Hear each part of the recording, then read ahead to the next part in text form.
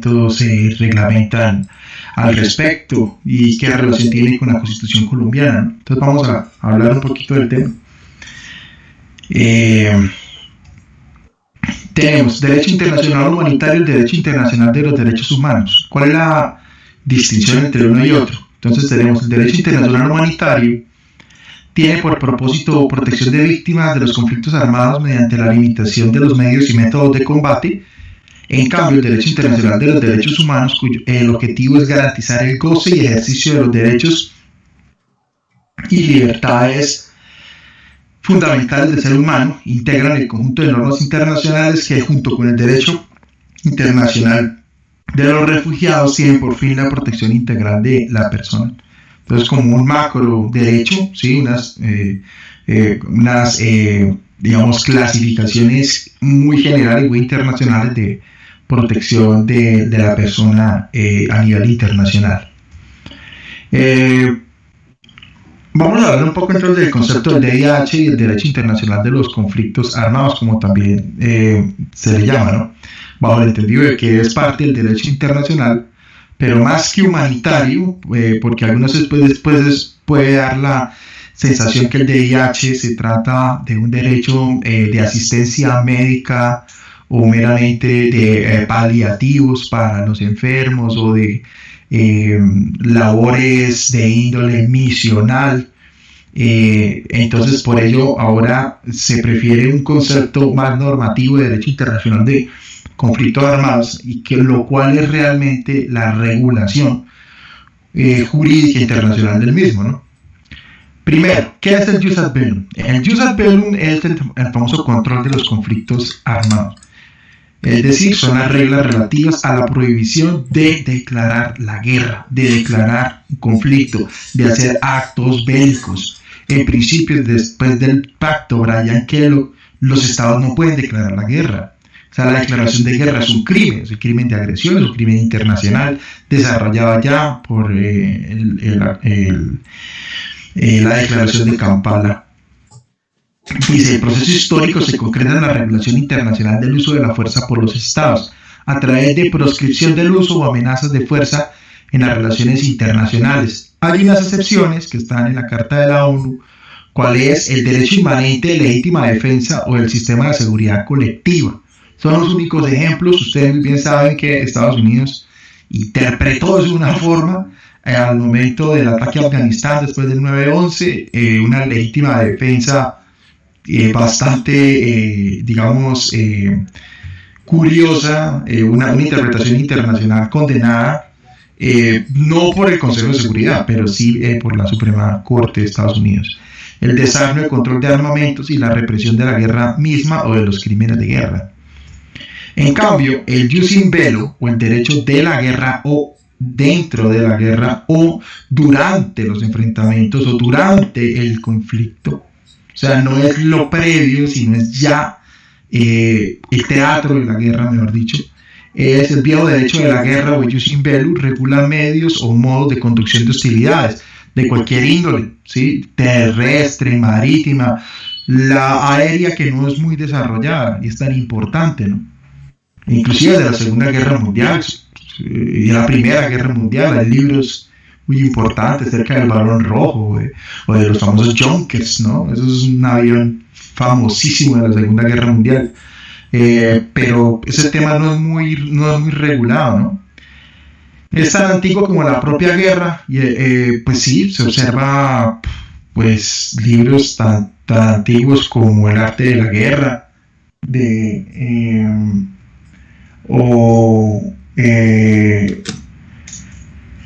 el libro de los manuales de guerra norteamericanos, ¿no? Inclusive dentro de lo que hoy conocemos como códigos penales militares o códigos militares o manuales de guerra, se encuentran varios de esos preceptos de derecho internacional humanitario, ¿no? Entonces no solo son los convenios de la Haya de 1899 y 1907 y su reglamento, en realidad es mucho antes. Y bueno, pues si quieren nos podemos ir a Grecia, a Roma, pero en principio sí existían normativamente preceptos relativos al jus in bello. A partir del 68, la ONU se comienza a interesar en la regulación de conducción de hostilidades y nace lo que se ha dado a llamar el derecho de Nueva York, particularmente regulando el uso prohibiendo determinadas armas. DIH. Entonces, el derecho internacional humanitario, derecho de Ginebra, va dirigido a la protección de víctimas de los conflictos armados, es decir, protección de heridos, enfermos, náufragos, prisioneros de guerra, población civil y, por extensión, bienes culturales, bienes indispensables para la supervivencia de la población civil o medio ambiente natural. Nace con la Convención de Ginebra de 1864 y en la actualidad se concretan los 4 convenios de Ginebra, en el de la Haya 54 sobre bienes culturales, en los 2 protocolos del 77 adicionales a los convenios de Ginebra y en el tercer protocolo del 2005 relativo al emblema del rombo rojo. Definición del DIH, conjunto de normas jurídicas, fundamentalmente convenios internacionales y costumbre internacional, que eso que es muy importante, que regulan los derechos y deberes de los que participan en el conflicto armado y conducción de hostilidades, medios y modos de combatir el famoso derecho de la Haya. La protección de personas, heridos, enfermos, náufragos, prisioneros y población civil, y de bienes culturales indispensables para supervivencia, medio ambiente natural, víctimas de la acción hostil. Eso se llama derecho internacional humanitario, derecho de Ginebra, integrado por principios intransgredibles, aplicables en todas las circunstancias que limitan el uso de la fuerza sin afectar el estatuto jurídico de las partes en conflicto. Las fuentes del DIH son generalmente tratados internacionales, costumbre internacional, principios del DIH y normas del derecho interno de los estados. Especial énfasis a la costumbre internacional. Hay unos libros, por ejemplo, muy importante, un famoso libro rojo del CICR sobre las costumbres internacionales. Creo que el tomo 1 está traducido solamente al castellano, el 2 no. Y es bastante importante, ¿no? Porque se toman diferentes manuales de guerra de todos los países, pues no puede que no todos, pero sí los estados más importantes, y se hace una relación de comunes formas de proceder, ¿sí? O proscripciones para crear una serie de costumbres a manera de normas prohibitivas o permitidas. Vamos a hablar de algunos principios generales del DIH. Los principios básicos: principio de humanidad, la famosa cláusula Martens. Las personas civiles y los combatientes siguen estando bajo la salvaguardia del imperio y los principios del derecho de entes derivados del uso establecido de los principios de la humanidad y los dictados de conciencia pública.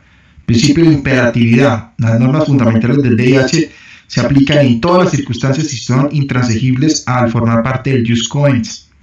Su inobservancia no las deroga y no puede dejar de cumplirse por necesidades de guerra. Principio de igualdad entre beligerantes. La aplicación del DIH no afecta al estatuto de las partes en conflictos, pues hay que afirmar la interdependencia del jus.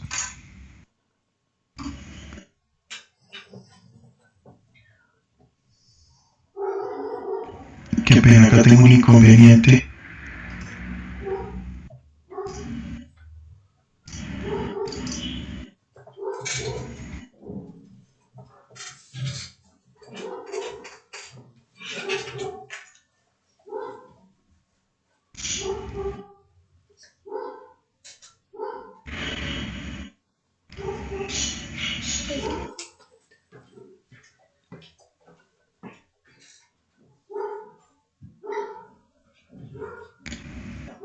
Creo que se quedó acá trabado.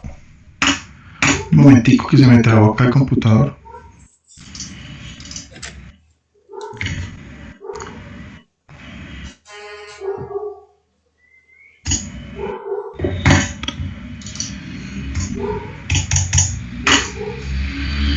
Un momento.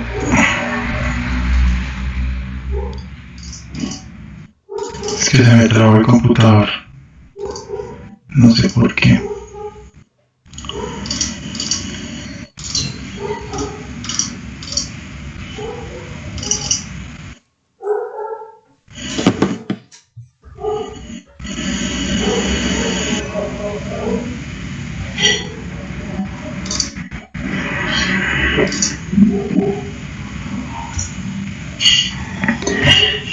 Ya, sí. Entonces tenemos igualdad entre los beligerantes. La aplicación del DIH no afecta al estatuto de las partes en conflicto, pues hay que afirmar la interdependencia del jus in bello respecto del jus ad bellum, de forma que iniciado un conflicto armado se aplica de forma indiscriminada a todas las partes enfrentadas. Principio de juridicidad. Aunque un conflicto armado puede ser contrario al derecho internacional de acuerdo a la Carta de la ONU, su desarrollo está sometido a normas internacionales elaboradas al efecto. Es decir, de forma que puede ser antijurídico pero no metajurídico. Es decir, un conflicto nace de una ilegalidad, ¿sí? Por ejemplo, de violación a la agresión o de graves violaciones a los derechos humanos, pero eso no quiere decir que el DIH quede derogado o que se aplique el principio de la mora purga la mora, o que no existe entonces un estatuto que cumplir, sino precisamente se parte del hecho que el DIH se aplicará cuando existe esa ilicitud. Dignidad inherente a la persona, protección diferenciada.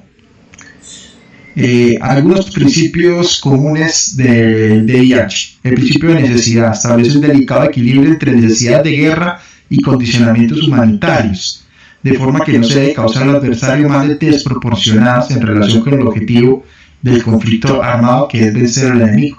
La idea de vencer al enemigo no es derrotarlo generando actos de no dar cuartel o de barbarie, sino tratar de vencer al enemigo de la forma más rápida y sin menos medios, gastando menos medios, menos tiempo y menos bajas.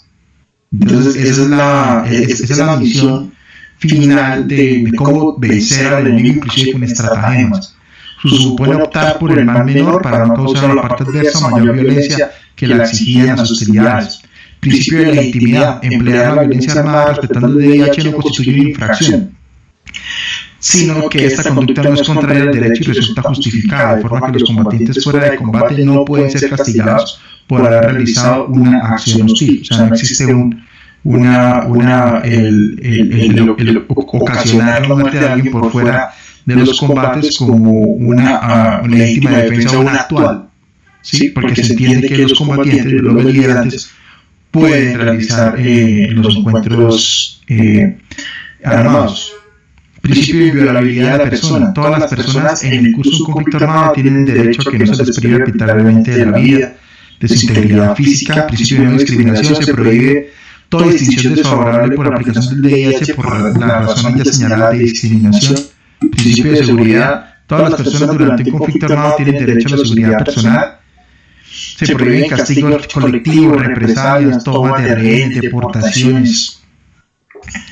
Principio de irrenunciabilidad de derecho. Ninguna persona puede renunciar a los derechos del DIH, así como se hacía en el Estatuto General de los Derechos Humanos. Así también el principio de especificidad o del nexo especial del DIH, tampoco se puede renunciar a los derechos. Principio de eficacia. Parte de conflictos deben respetar y hacer respetar el DIH por parte de sus fuerzas armadas y otras fuerzas. Esta obligación no depende de reciprocidad y debe ser aplicada en todas las circunstancias. Responsabilidad por las infracciones. Los estados son responsables por las infracciones del DIH, quienes son imputables y están obligados a reparar integralmente los perjuicios causados.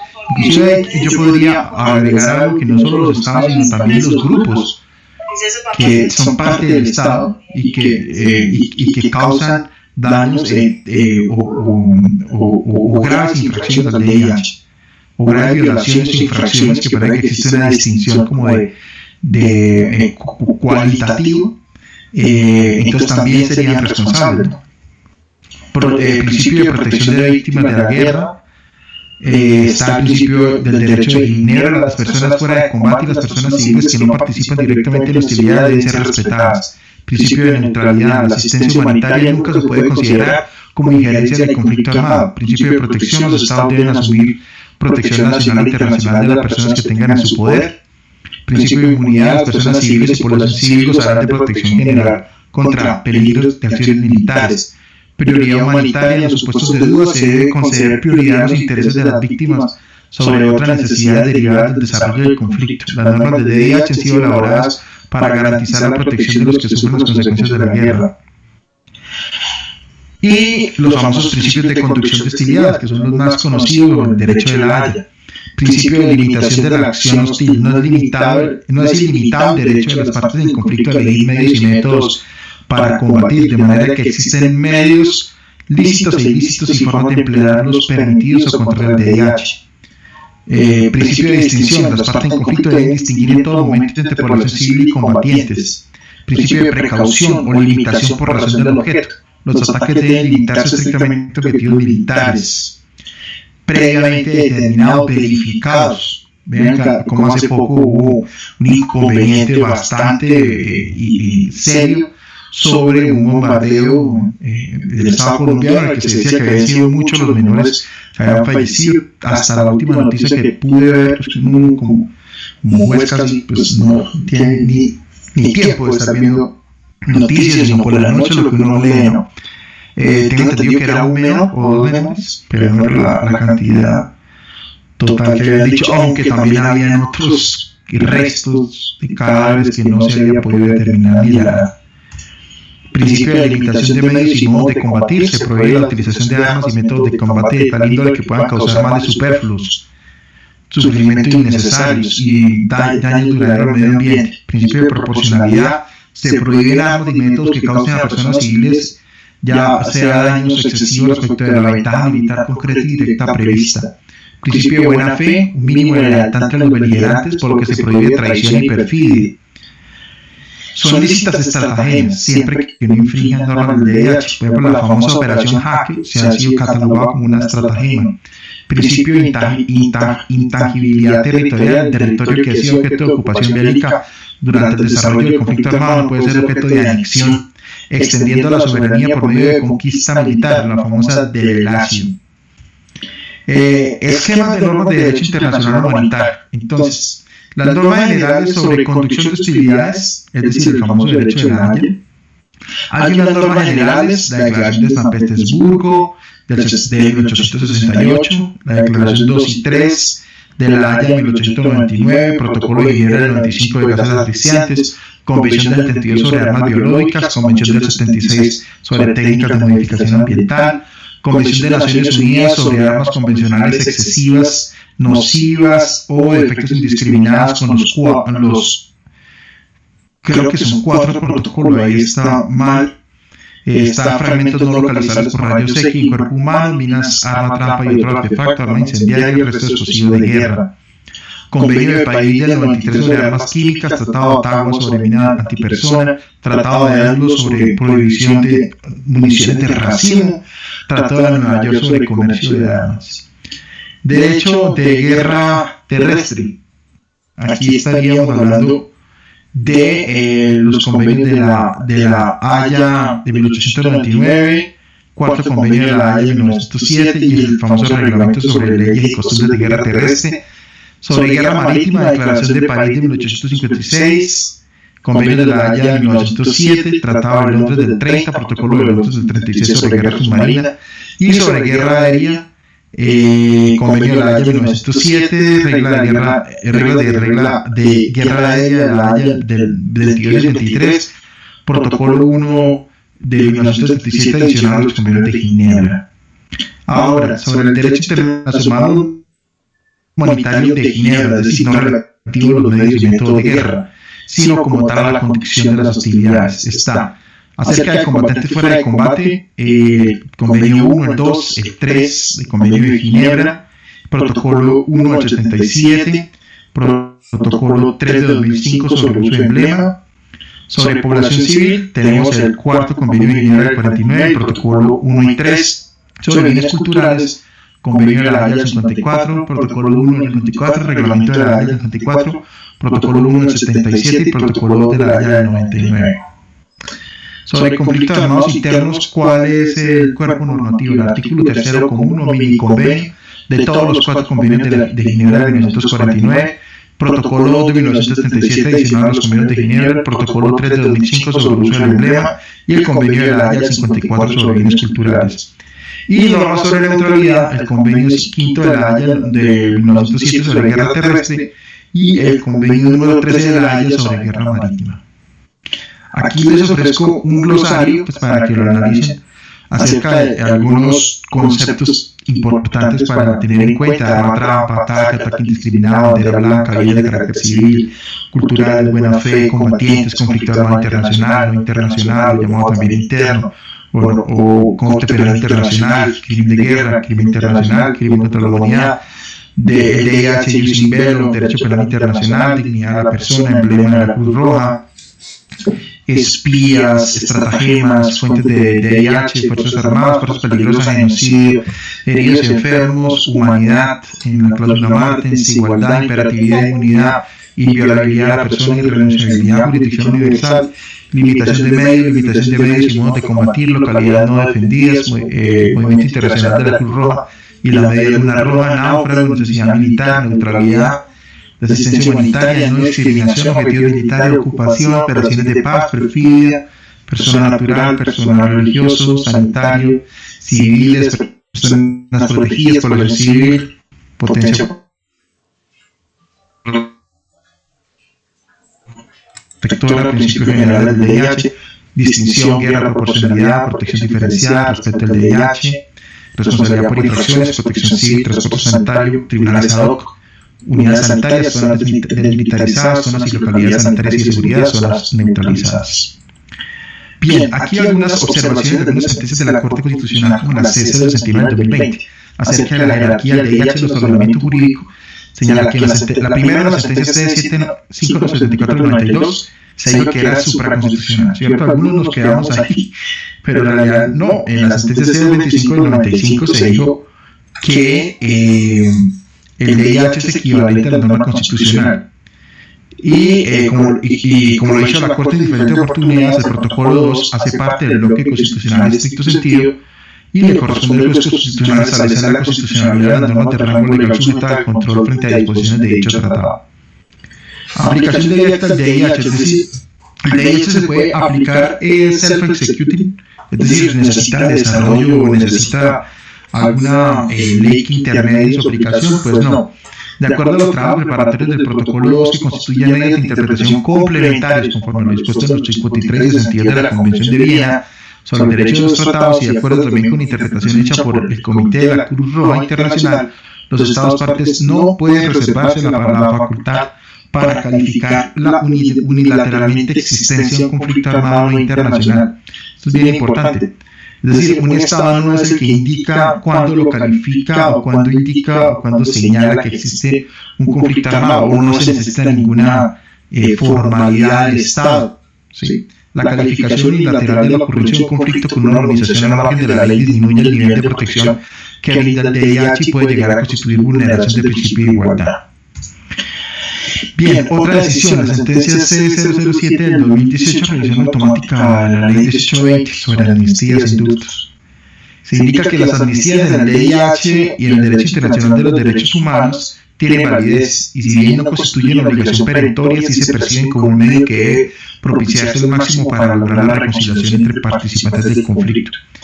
Para la jurisprudencia de la Corte Interamericana de Derechos Humanos, las autoamnistías y autoindultos están prohibidas por el VIH, pero por el derecho internacional de los derechos humanos. Otro tipo de amnistías resultan sospechosas en virtud de su amplitud, como restricciones o limitaciones al deber de los estados de investigar, juzgar y sancionar. Y finalmente, algunas amnistías y medidas similares son admisibles para alcanzar reconciliación siempre y cuando su objeto no recaiga en graves violaciones de derechos humanos, como se dijo en la ley 1820, o graves infracciones al derecho internacional humanitario, y en cualquier caso los demás derechos de las víctimas reciban un alto nivel de satisfacción. Los derechos de las víctimas al deber del Estado de investigar, juzgar y sancionar violaciones del VIH. Los instrumentos internacionales que conforman el VIH y según la jurisprudencia de la Corte Constitucional hacen parte del bloque, son imprescindibles al momento de determinar el alcance del deber de investigar, juzgar y sancionar y por tanto los derechos de las víctimas en el momento de transición de la guerra a la paz. Una interpretación armónica de las disposiciones que integran el VIH ha llevado a la Corte Constitucional a sostener que la existencia de conflictos internacionales o no internacionales no exime al Estado de su obligación de investigar y juzgar sin excluir la posibilidad de conceder amnistías. La sentencia C291 del 2007, a la cual recomiendo su lectura, ya que creo que es la sentencia más completa sobre el VIH, creo que el magistrado, bueno, si una infidencia ahí, el magistrado auxiliar fue Ramírez Arteaga, ¿no? Entonces él hizo tremenda decisión sobre la constitucionalidad de estos artículos que aparecen a la derecha. Indica, entre otros temas, que el DIH se aplica a los conflictos armados internos e internacionales, en tanto ordenamiento jurídico unitario y sistemático. El DIH regula tanto el desarrollo de hostilidades, limitando la posibilidad de las partes de recurrir a los métodos y medios médicos a su disposición, como la protección de personas víctimas de conflictos armados. La cabal aplicación del principio de distinción en conflictos armados internacionales exige claridad conceptual de quiénes son combatientes, personas civiles, población civil y personas fuera de combate. Combatiente, en sentido genérico, hace referencia a personas que forman parte de las Fuerzas Armadas y grupos armados irregulares o toma parte en las hostilidades, no gozan de protecciones contra los ataques asignados a los civiles. Específicamente, el término autocombatiente se utiliza únicamente en el ámbito de conflictos armados internacional para hacer referencia a un estatus especial.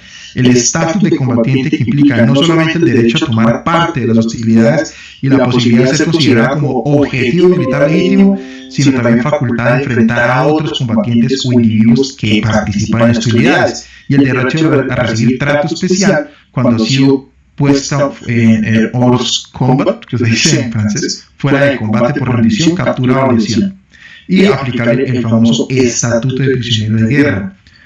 Civil, en cambio, es quien llena las dos condiciones de no ser miembro de Fuerzas Armadas o de grupos armados irregulares y no tomar parte activa en hostilidades.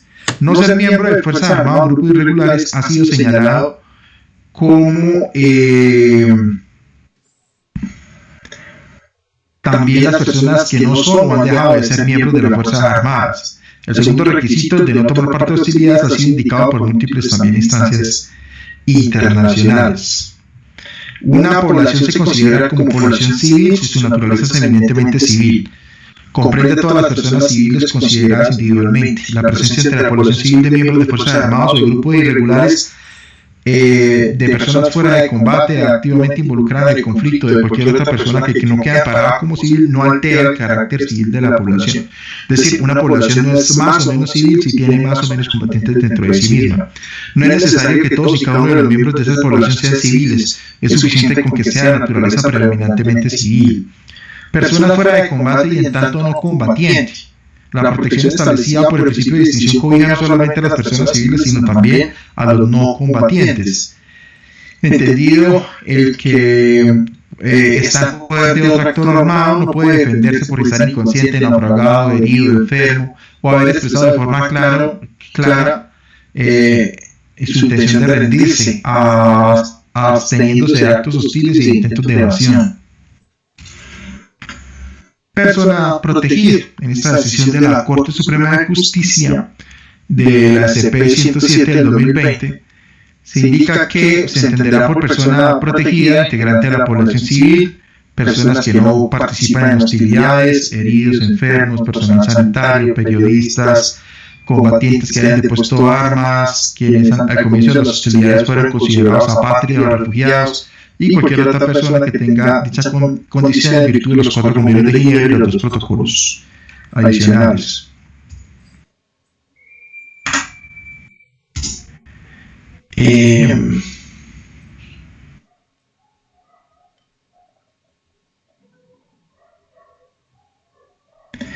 Acerca del concepto de conflicto armado, en esta también decisión de la Corte, la SP 107 del 2020, se refiere a una del 2011, en el cual se indica que el conflicto armado se debe entender del artículo 3 común, o sea, que es un conflicto armado no internacional, ¿sí?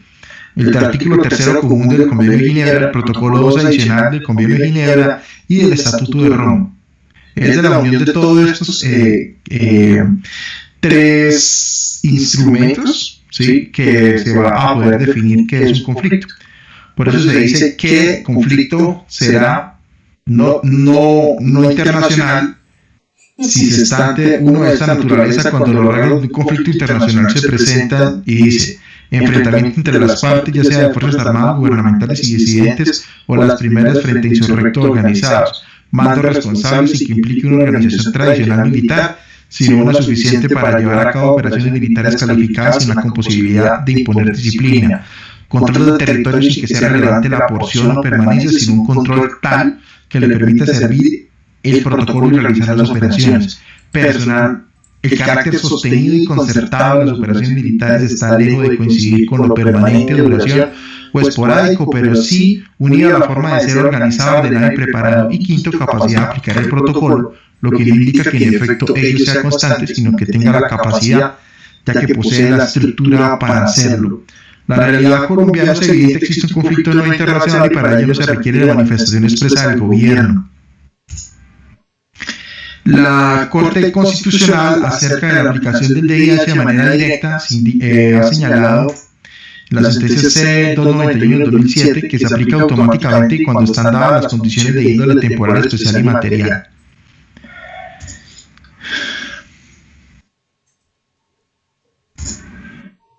Y por último, el derecho penal internacional pues va a ser el derecho que va a recoger material y procesalmente las normas relativas al juzgamiento ya no de estados, como es el derecho internacional de los derechos humanos, sino de personas naturales, físicas, propiamente, y su responsabilidad penal internacional ante organismo internacional, que es el Tribunal Permanente y Continuo, que es la Corte Penal Internacional actualmente. Tenemos que el derecho penal internacional comprende las normas de derecho internacional que directamente fundamentan, excluyen o de cualquier otro modo regulan responsabilidad penal. Los crímenes contra el derecho internacional son todos los que importan responsabilidad individual directa a partir del derecho internacional. Eso es un gran avance, lo explica Eber y actualmente Jessberger sobre el desarrollo del derecho internacional público para que luego del Tratado de Versalles y la Declaración de Responsabilidad del Archiduque como responsable de la Primera Guerra Mundial se logre todo lo necesario para lo que posteriormente va a ser el Acuerdo de Londres y la instauración del Tribunal Militar de Nuremberg.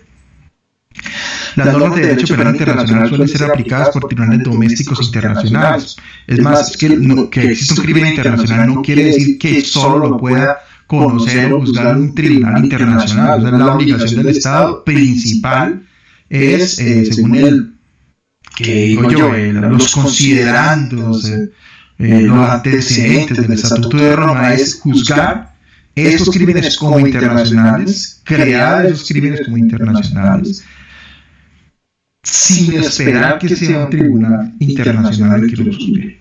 ¿Sí?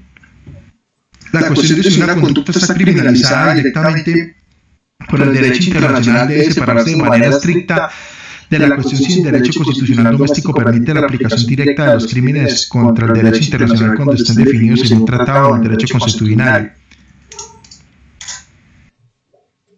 Dice, la clasificación del delito como crimen conforme al derecho internacional no depende de si el sistema jurídico doméstico o los tribunales aplican directamente normas del derecho penal internacional, es decir, no existe reciprocidad.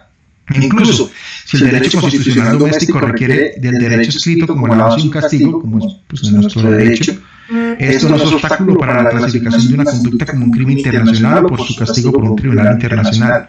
Vean que por ahí hay varios autores, entre esos Velázquez, por ejemplo, que trata algunas decisiones de la Corte sobre aplicación flexible del principio de legalidad como abominación. Eso le pone un resto de calificativos. Bueno, ustedes saben que Velázquez lo hace. Pero pues realmente es desdibujado porque las fuentes que él utiliza pues no sé, Ferraioli, pero es decir, esa no es la fuente a aplicar, ¿no? O sea, el fundamento internacional tiene otros autores muy importantes, también muy influyentes como Bastiónica, Cese, ambos, Trifter, Zimmerman, que pues no se escogen en esa clase de críticas, ¿no? Verle también. Los crímenes de guerra, crímenes de humanidad, genocidio y crímenes de agresión son los famosos core crimes, o los 4 clases grandes de conflictos internacionales. El delito es parte del derecho penal internacional si cumple 3 condiciones: debe conllevar responsabilidad individual, estar sujeto a castigo. Segundo, la disposición que describe la conducta punible debe ser parte del derecho penal internacional y la conducta debe ser punible conforme al derecho internacional, independientemente de si los estados lo contemplan como punible o no.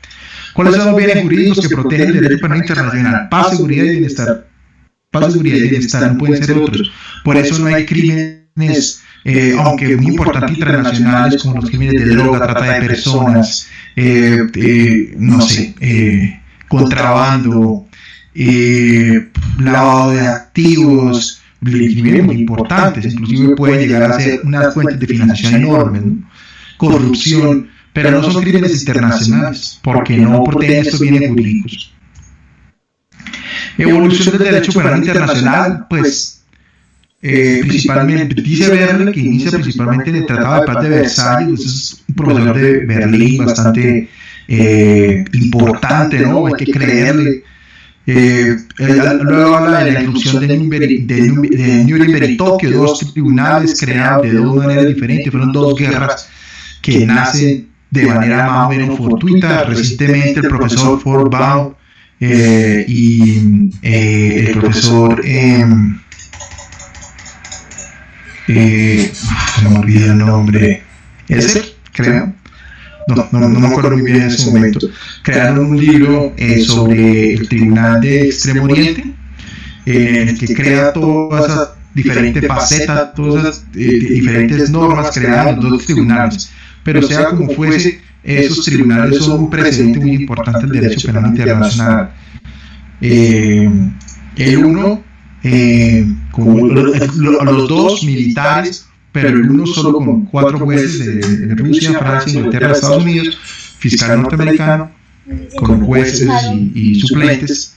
Y en cambio el de Tokio pues sí tenía una mayor cantidad de jueces, porque fue una guerra en el Pacífico bastante diferente. Una inactividad durante la Guerra Fría, pues se renace por medio de los tribunales ad hoc para los crímenes de guerra y de lesa humanidad de Yugoslavia y de Ruanda, que el de Yugoslavia siempre estuvo muy unido al conflicto armado, y luego la consolidación de lo que hoy día conocemos como el Estatuto de Roma de la Corte Penal Internacional, muy importante de la Conferencia de Revisión de Kampala, en la cual se desarrolló el crimen de agresión. Y la tendencia actual son tribunales híbridos. Recuerden que en Colombia la JEP quería volverse un tribunal híbrido especial, como sucede en otras latitudes, ¿sí? Como puede haber sucedido en Sierra Leona, Líbano, Timor Oriental, Camboya, las salas africanas extraordinarias, en Kosovo, las salas de crímenes de guerra de Bosnia y Herzegovina.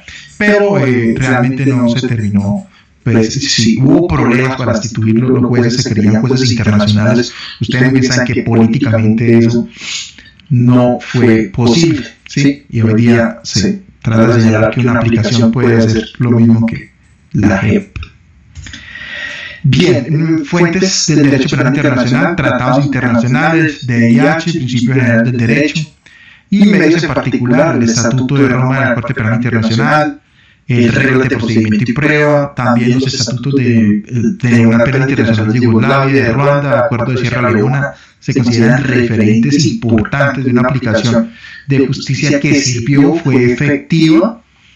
Inclusive también las sentencias del Tribunal Militar Internacional, del Lejano Oriente, la sentencia de Guerini y otros, tiene unas reglas muy importantes que inclusive por medio de resoluciones en los 70 fueron señaladas como principios por la Asamblea de la ONU. La ley 10ª del Consejo de Control Aliado, pues, que creó como tal los lineamientos de los estatutos, los convenios de Ginebra, las decisiones del Tribunal Internacional, resoluciones y decisiones de la Asamblea General del Consejo de Seguridad, entre otros. Crimen internacional, entonces el aspecto objetivo está compuesto de conducta, consecuencias y circunstancias concomitantes. El aspecto subjetivo es la intención y conocimiento específico y principalmente conocimiento del contexto en el que se da cada crimen. Formas de participación internacional está de autoría, está la comisión individual, conjunta, famoso Joint Criminal Enterprise, comisión a través de otro, y la coautoría inmediata y autoría inmediata conjunta. Se toma la determinación como una forma de participación también, de cuáles son la inducción y la emisión de una orden. Aquí entiéndase que participación es como un sinónimo de concurso de personas, ¿sí? Como los copartícipes, ¿sí? La colaboración, contribución en crímenes cometidos por grupo, ahí está la responsabilidad superior, que es una forma especial de responsabilidad muy importante que inclusive ha sido aplicada recientemente por la Corte Suprema de Justicia. Eximientes de responsabilidad internacional, legítima defensa, estado de necesidad, el error de hecho y de derecho, aunque el error de derecho no se considera forma de excusa válida, ¿no? Por ejemplo, recuerden que en eso consistió buena parte del salvamento de voto en la sentencia de Uzcategui. Actuar en cumplimiento de órdenes, enfermedad, incapacidad mental, intoxicación y otras eximentes por analogía. También, fase previa en el Estatuto de Roma que se considere punible la conspiración, planificación y preparación, la tentativa del desistimiento, y empezamos a verla como tal la parte especial. El genocidio, existe varias clases de genocidio, no existe un solo genocidio. Primero es el propósito de destruir a los miembros de un grupo, que inclusive puede llegar a ser uno si es el vital. ¿Cuáles son los grupos protegidos? Nacional, étnico, racional, religioso, y en Colombia, por ejemplo, el genocidio desarrollado por otro grupo político, pero a nivel internacional solo nacional, étnico, racial y religioso. Clases de genocidio: está genocidio por homicidio, genocidio por lesión grave, genocidio por sometimiento a condiciones de vida destructivas, por medidas destinadas a impedir nacimientos, por traslado de fuerza de niños. Eso serían las formas de genocidio. Y el aspecto interno del genocidio, que es el propósito de destruir a ese miembro de ese grupo por el hecho de pertenecer a ese grupo, ¿no? Crímenes de lesa humanidad. Entonces se entiende que para que exista un crimen de lesa humanidad debe existir un ataque y debe tener carácter generalizado o sistemático. Ya vamos a explicar qué es eso. Generalizado principalmente es masivo y sistemático ordenado. No hay ningún elemento político ni ningún aspecto discriminatorio, ni tampoco debe tener relación con crímenes de guerra. Estos son, por llamarlo de alguna forma, crímenes que pueden ocurrir en situación de paz.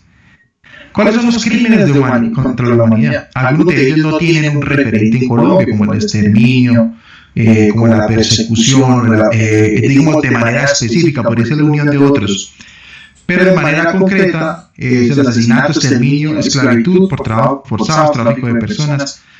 Que el tráfico de personas no es exactamente el tráfico de personas que nosotros conocemos como el tipo 888 de deportación o traslado forzoso, privación de la libertad, tortura, formas de violencia sexual son novedosas. Por primera vez, bueno, el Estatuto de Roma de Yugoslavia ya se había señalado, pero no de esta forma tan amplia, como la violación, esclavitud sexual, prostitución forzada, embarazo forzado, esterilización forzada, otras formas de violencia sexual, las cuales fueron actualizadas en la legislación por medio de la ley 17 y 19 de 2014. La persecución, desaparición forzada de personas, apartheid y otros actos inhumanos y degradantes. El hecho de que ocurra un crimen de estos señalados en la parte especial, un crimen específico, no convierte el crimen de lesa humanidad. En realidad va a ser el contexto de ataque generalizado y sistemático el que va a crear esa denominación. Los crímenes de guerra, bueno, esto sí que es amplio, realmente, disculpen aquí, pero es que esto es muy amplio. Berre hace una distinción interesante porque la redacción de crímenes de guerra fue, y no son palabras mías, son palabras de Berre, de Zimmerman, de Cassese, tal vez de cada de ambos, no sé, más prudente, es ciertamente desordenada, porque el Estatuto de Roma, con tal de no contradecir los mandatos de los convenios de Ginebra, lo que hace es seguir una clasificación tradicional de los convenios de Ginebra en infracciones y violaciones, y bien sea internacional o no internacional. Entonces divide como en 4 o 5 apartados todos los crímenes, muchos de ellos repetidos, y tienen casi la, si no idéntica, determinación. Por eso Berle lo distingue de otra forma. Berle dice, primero que todo, que el crimen de guerra, el contexto del crimen de guerra se llama conflicto armado, y ya dijimos en qué consistía el conflicto armado, pusimos los requisitos del conflicto armado. Tal vez en el Estatuto de Roma son menos, son solo el Estado con grupo, o grupo y grupo, Estado, en el internacional, o Estado y grupo y grupo en el internacional, que tenga característica organizado, concertado y ataques o enfrentamientos sostenidos. Es decir, no exige eso el control territorial ni el mando identificado, ¿sí? Que es propio de las reglas de las guerras de secesión. Crímenes de guerra, dice Berle que hay unos que son sobre personas, delitos cometidos contra personas, como están homicidios, tipos de maltrato, violencia sexual, ¿sí? Hay otros que son sobre los bienes, ¿sí? Sobre la propiedad y otros derechos de la navegación forzosa, destrucción, sobre métodos de combate prohibidos, ¿sí? Ataques sobre objetivos no militares, otros métodos de combate prohibidos, ataque a la población civil, empleo de métodos de combate prohibidos, acá hay bastantes, terror, ataques sobre objetos civiles, objetos especialmente protegidos. Bueno, es que en realidad son bastantes, y hacen distinción internacional o internacional que algunas veces sinceramente no es tan justificado. Inclusive es mejor nuestro título 2 de la parte 2 del Código Penal, que hizo una ilustración de lo internacional y lo nacional. Pero existen unas distinciones un poco como artificiales. Métodos de combate prohibido y el crimen de agresión, que es como propiamente en la conferencia de Kampala, como el crimen de mover tropas, de hacer actos de agresión, de disparar, de invadir algún territorio, ¿sí? De manera seria, y que principalmente lo pueden hacer grandes líderes estatales. Bueno, al respecto de qué es un crimen contra la humanidad, está por ejemplo esta decisión de la Corte Suprema de Justicia, la SP 2544 del 2020, que renovó en el 2015, en la cual explica que se trata de un crimen contra la humanidad, ¿sí? Lo que tiene que ver con sistemático y generalizado, dice: se trata de actos sistemáticos y generalizados, no aislados o esporádicos que representan política de debilidad del Estado ejecutada por sus agentes o una práctica inhumana. Generalizado significa que puede ser un acto a gran escala o múltiples actos que involucren un número importante de víctimas. Por su parte, sistematicidad resulta de que la conducta sea el resultado de una planificación metódica inmersa en una política común. Bueno, y hay otros aspectos ahí para contemplar. Indica la misma decisión y que es un ataque generalizado según el Estatuto de Roma. Y importante, pues la sentencia 6538 del 2002 acerca de la exequibilidad del Estatuto de Roma por su incorporación previo al acto legislativo 02 del 2001, en el cual se entiende que lo que es objeto de regulación del Estatuto de Roma es solo para su jurisdicción y no más. No obstante, sugiere al jefe de Estado, al presidente, que realiza algunas declaraciones interpretativas. La sentencia es un poco como confuso porque dice: es exequible, el presidente no tiene que hacer declaraciones interpretativas, pero le sugerimos que haga estas. Sí, y plantea estas 6, creo. Sí, plantea 6. Ahí se las dejo para que las revisen, que son declaraciones interpretativas que en efecto el presidente, y al momento de hacer las cajas de notas y la incorporación del tratado en la Secretaría de la ONU, pues hizo esas declaraciones interpretativas. Esta sentencia también, cuando estudia la revisión de la ley 1268 del 2008, que apeló las reglas de procedimiento y prueba de elementos de crímenes de la Corte, que va muy unido al Estatuto de Roma, hace referencia a esta misma sentencia del 2002, hace como unas observaciones generales y termina, ojo con ello, señalando estos temas que también deberían tener un tratamiento diferente y se deben entender como propias de las declaraciones interpretativas señaladas que están acá. ¿Sí? Entonces, para que lo tengan en cuenta. Bueno, pues eso es todo lo que quería compartirles. Espero pues que haya sido ilustrativo, que les haya interesante o que vaya evocado algún estudio, ¿no? Que por lo menos algo haya quedado y les haya interesado el tema. Muchas gracias a todos y a todas. Doctor Andrés, mil gracias a usted por su generosidad para compartir los conocimientos con los asistentes a esta capacitación. Previo a conceder el uso de la palabra al doctor Hugo Alexander, le formulo algunas inquietudes que nos han compartido por interno. Claro. En relación con el tema de derecho internacional humanitario, doctor, frente a un acto terrorista puede ser que se presente con ocasión de un conflicto armado, y en ese evento tendría lugar la aplicación del VIH. No obstante, puede suceder también que el acto terrorista se presente con ocasión de una situación ajena, evento en el que tendría lugar entonces la aplicación del derecho nacional. La inquietud en específico es si logra o si se da la captura de una persona con ocasión de un acto terrorista, y entonces tenemos duda frente al estatuto de prisionero de guerra o al estatus de tal, de qué manera se debe proceder para identificar qué normativa resulta aplicable.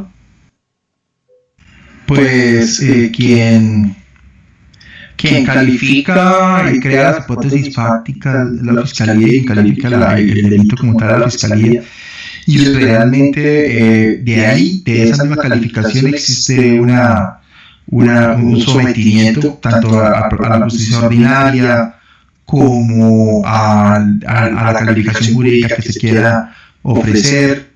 Y en consecuencia, de cierta forma, eso limita o supedita, lo que va a ser el procesamiento como tal de la conducta, inclusive algunas veces de forma como velada, porque se puede decir, no, esto es un homicidio, no es un homicidio de persona protegida que tiene una pena mayor, sí, pero mire que eso no necesariamente es en contra, porque si se habla de un homicidio de persona protegida, se está reconociendo que fue un conflicto armado y existe la discusión de que la muerte o el acto que haya ocurrido haya sido legítimo de combatientes, ¿sí? Y no haya sido pues solamente una persona que quiso cegar la vida a otro. Esto es importante porque el juez pues terminará señalando si verdaderamente existió o no un contexto de conflicto armado haya o no haya sido expuesto, y si dentro de ese conflicto armado no existió el estatuto de los beligerantes, y entre esos, por ejemplo, el estatuto que se ofrece a prisioneros de guerra, que ha sido toda la discusión eterna de las FARC acerca de que ellos realmente nunca cometieron secuestros, sino el delito de retención, ¿sí? O de toma de rehenes, y que recientemente la JEP, en una ponencia de la magistrada Julieta Lemaitre, ya denomina como tal toma de rehenes. Entonces es una discusión que teóricamente se ha venido exponiendo desde hace mucho tiempo. Yo me acuerdo que Ramírez Arteaga e Ibáñez Guzmán, el magistrado magistrado que en paz descanse, ellos lo proponían desde hace buen tiempo, pues hablando del 2002 tal vez. Una vez se aplica o se crea el Código Penal, pero mire que hasta recientemente ha sido la JEP, y por medio de las decisiones de la ley y en la jurisdicción de la JEP, que se ha destinado esta discusión, ¿no? Entonces es un tema que inclusive hoy día, ¿cómo se soluciona? Usted puede tener una calificación jurídica, un juicio ordinario por alguna conducta específica, pero se postula ante la JEP para lograr tal vez libertades condicionadas o la suspensión del proceso cuando lo solicita la JEP como tal, para discutir ese tema ante quien se considera que va a ser el juez natural, que va a ser la JEP. Muchas gracias, doctor. Pregunta el doctor Víctor Esquivel, la diferencia entre ataque generalizado y sistemático. No, pues al final hacíamos una observación, ¿no? Decíamos que lo generalizado va a ser algo como masivo, como grande, como extenso, como como de bulto, ¿sí? O múltiple, a gran escala, masivo. En cambio, lo sistemático generalmente no es generalizado. Generalmente se refiere a una política, a un lineamiento, a una pauta de cometer crímenes contra determinados personajes o personas o agregaciones, como por ejemplo que se trate de personas que apoyen a los guerrilleros, ¿sí? O que los financien, o grupos o partidos políticos de izquierda, o líderes sociales o líderes ambientales, y que se crea una línea real de la comisión de estos crímenes. Recordemos que en los años 90 todo el mundo negaba la existencia de los paramilitares. Al inicio del año 2000, cuando matan a Garzón, por ejemplo, sí, eso me acuerdo pues que todo el mundo decía, paramilitares y Garzón, eso no existe, eso es un invento, eso es algo mentiroso, ¿no? Y pues obviamente después el tiempo ha explicitado pues que ello no es así. Entonces esa es la gran diferencia. Sí, digamos, el estudio generalmente es por lo sistemático, no por lo generalizado. Lo generalizado denota a simple vista un acto, digamos, disvalioso, muy grosero, muy grande de investigación y de necesaria reacción, pero el sistemático algunas veces está velado, está ahí. Piénsese, por ejemplo, el caso actual de las investigaciones sobre asesinato de líderes sociales, que nos tiene a esto de una segunda apertura de una situación ante la Corte Penal Internacional, ¿no? Retomando el tema de Derecho Internacional Humanitario, pregunta la doctora Laura Duarte, por favor aclarar el concepto de trata de personas conforme al VIH. Sí, en realidad la trata de personas no nace como un tema del VIH ni en los derechos humanos, nace desde aquello que vamos a llamar derecho transnacional, ¿sí? A través de nos tendríamos que remitir a otras disposiciones que no propiamente se conocidas como derechos humanos, como es el convenio sobre delincuencia organizada, el protocolo de Palermo, la convención contra la delincuencia organizada y sus protocolos específicos, entre esos de trata de personas. Entonces, ¿por qué hago esta énfasis? Porque la creación de la trata de personas en Colombia, por ejemplo, como un tipo penal autónomo que empezó por allá en los sexuales y después estuvo en la libertad y después ha sido, digamos, mejorado, enriquecido, diferenciándolo si es nacional, si es internacional, y los verbos rectores que no siempre generan facilidades en su interpretación, no se ha considerado como un crimen propiamente dentro de sus características, como un crimen del VIH o como un crimen de lesa humanidad. Más bien, si tiene una índole sexual, sí podría considerarse como dentro de los delitos sexuales o de esclavitud. Sí, porque por ejemplo en Colombia no existe el tipo penal de esclavitud, sí, existe solo el de trata de personas. Pero entonces, por ejemplo, comprar un hijo a otro, por ejemplo, no sé, arrebatar un niño y vendérselo a otro, como ¿se acuerda ese caso de la jurisprudencia? Que una enfermera que supuestamente le hizo como si fuera una cesárea a una señora y que tuvo un hijo, y el médico y la enfermera estuvieron encartados en esa dinámica y procesal. Entonces, no necesariamente debe tener un aspecto de índole sexual, y no necesariamente está señalado como un crimen del VIH ni como un crimen contra la humanidad. Sí, podría explicarse como un crimen de esclavitud, pero siempre y cuando sea de manera generalizado, sistemático, y si tiene un aspecto sexual o eminentemente sexual, como ocurrió por ejemplo con la renta o alquiler de casas para la prostitución en Yugoslavia, para los, como llamamos, los campos de solaz de los combatientes en Yugoslavia. Eso se consideró como una especie de trata de persona, pero relacionado con los crímenes sexuales en Yugoslavia. Creo que el caso es Popovic, no me acuerdo muy bien, eso no lo tenía preparado, pero sí me acuerdo que existen unos 2 o 3 precedentes a ese respecto de Yugoslavia. Gracias, doctor. Muy amable. 2 preguntas para finalizar. Pregunta la doctora Diana Varela. Frente a los casos de amnistías, usted nos comentaba que al amparo de la jurisprudencia de la Corte Interamericana de Derechos Humanos, la regla general es casi que no procede de la concesión de la amnistía, no obstante que se presentaban algunos eventos en los que resultaba procedente. La pregunta concreta es frente a qué eventos procede o si hay algunos criterios para determinar su procedibilidad. Sí, como lo veíamos, la Corte Constitucional señala que frente a graves infracciones de derechos humanos no procede esas amnistías.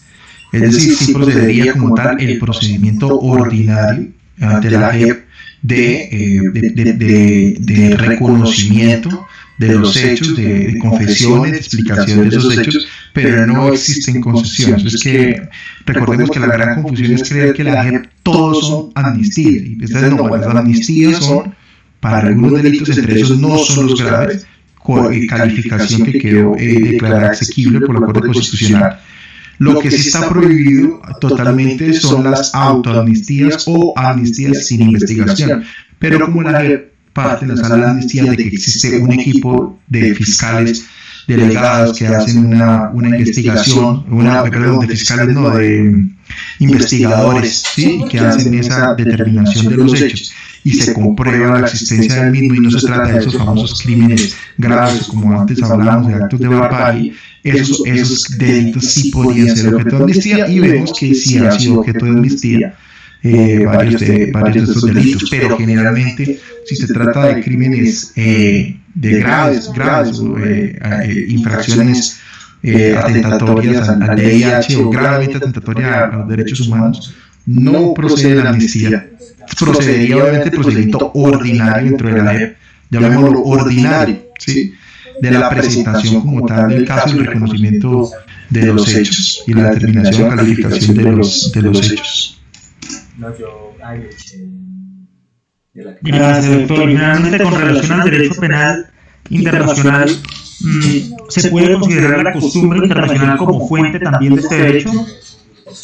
Sí, aunque no es lo preferible. O sea, precisamente el Estatuto de Roma, como empezó de ceros, y dentro de los trabajos preparatorios del Estatuto de Roma,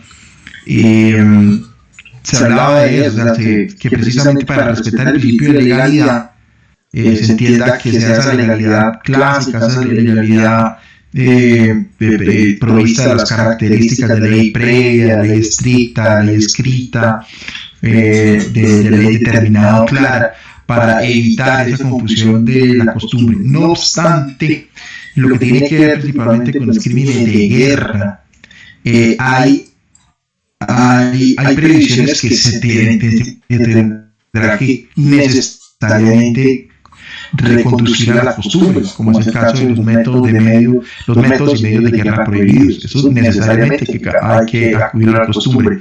¿Existe la fuente? Sí, pero la idea es no tener que abusar o tener que recurrir a la costumbre, pero sí es ciertamente una fuente permitida dentro del Estatuto de Roma para ser objeto de aplicación dentro del ámbito de la Corte Penal Internacional. Perfecto, doctor, mil gracias. Estas son las preguntas que nos han indicado los compañeros. Acto seguido. Gracias por haber hecho preguntas fáciles. No. Al contrario, doctor, mil gracias por su disertación. Acto seguido, el doctor Hugo Alexander Ríos, también coordinador académico de la Corporación